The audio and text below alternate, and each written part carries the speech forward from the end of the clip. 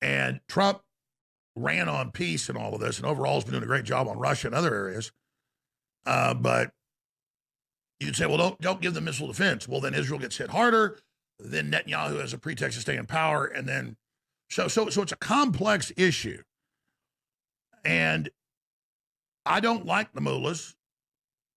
It is an Islamic dictatorship. It's very unpopular in their country. They literally execute women that try to not wear burqas. And so I will not endorse that. At the same time, the CIA overthrew their government twice and put these people in. They don't run the mullahs. They just said, oh, here, put this in there. Just like Israel created Hamas to wreck the peace process and radicalize everything. The Middle East in the 50s and 60s was 5% as radical as it is now. I mean, it was like bikinis, rock and roll, full bar. And I'm not saying it's a symbol of freedom, but I mean, they were like, America, we want it. Almost other than Saudi Arabia, which what British intelligence was, constantly using to take over their neighbors. It literally created Saudi Arabia. So I know all this. I mean, a coalition of Turkey, NATO, and Israel just overthrew Assad 7 months ago and turned it over to the leader of Al-Qaeda. And Cena's like, well, he was Al-Qaeda, but now he's good. And then Trump's handed that, and then he's meeting with him, a few months ago in Saudi Arabian capital, Riyadh.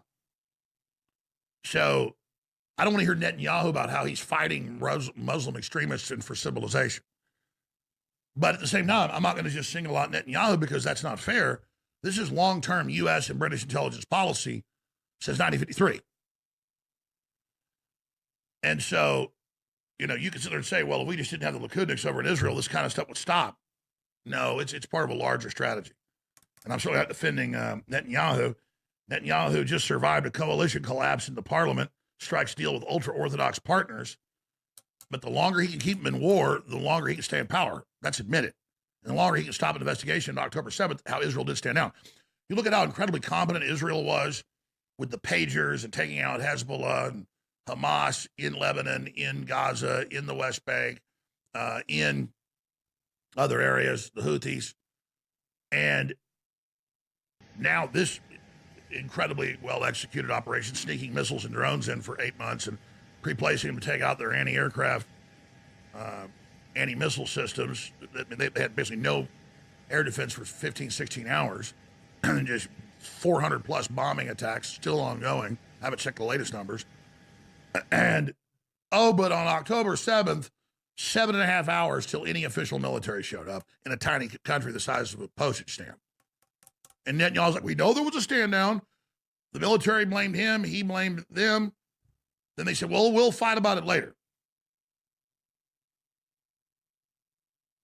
If you want condos and swimming pools and golf courses, here, we'll just put some Al-Qaeda in, or we'll put some Muslim Brotherhood in. Oh, you want to be in part of the West, Iran? Here, we'll just overthrow you and put the mullahs in, and then have them as an enemy. And it goes on and on and on and on, building the best enemies money can buy. So I thought I'd show the different perspectives here, because I want the Iranians to have independence. I want them to get rid of their Shiite dictatorship, which isn't even really Persian. And, I mean, you understand, when you see the mullahs and you see the ayatollahs, they are in the bloodline. Whoever has the strongest bloodline to Muhammad is the leader. That's why they all look like clones. And it's a religious, dynastic, genetic dynasty, royalty. And so can you keep two things in your mind at the same time? I don't want to take cyanide, and I don't want to take arsenic. I can be against what Israel's doing and against the leadership of Iran. And the question is, will Iran continue to strike back? Israel says they're going to, quote, burn Tehran to the ground if anything else continues. And I saw when they hoisted that red flag yesterday of vengeance and of Allah Akbar that they weren't going to give up.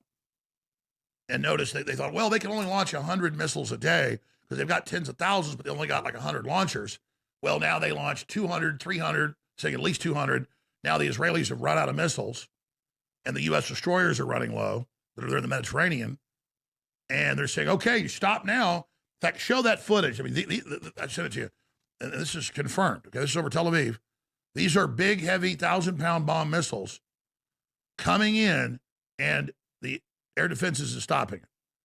And a bunch of these hit. So they're getting through. And you can stick an atomic bomb on one of those. And again, you think, well, they'll just stop them. No. You airburst to 1,000 to 2,000 feet with an atomic bomb because you get a bigger blast and more destruction. Plus, you don't want an A-bomb or hydrogen bomb to hit the ground because when it detonates in the chain reaction, it will hit any other metals around it. Oh, God, it was cobalt. If it happened to hit something with cobalt in it, billions of years of radiation. I mean, we're talking like if a hydrogen or atomic bomb, let's say it hit 100 pounds of cobalt, look up the equations, it would put enough radiation into the planet's atmosphere to make the surface unlivable for just ever. I mean, we're going to have nothing but five-eyed mutants going around. I mean, seriously. Okay? And there's cobalt and all sorts of stuff. So the point is, if they ever launch atomics, they're coming in, they're going to detonate at above the level they usually shoot them down or right around it. And who knows, just because you hit a missile doesn't mean that it doesn't detonate the atomic bomb. So the Iranians have got nukes, just so you know. You're like, well, funny, Grok doesn't say so. Well, Grok says two men can have a baby too. So just, and that George Washington was black. It's just as bad as, Microsoft and Google now. I don't know as bad, but the point is that I know that from my sources and information. Saudi Arabia's got them. They basically, there's a lot more nukes than, South Africa had them. They had a bunch of nasty bioweapons, Israel does. Hell, they bought from the South Africans in the 80s, race-specific bioweapons used on the Arabs. That came out a long time ago. So this is a time bomb, literally and figuratively. So I thought I'd play different perspectives on this.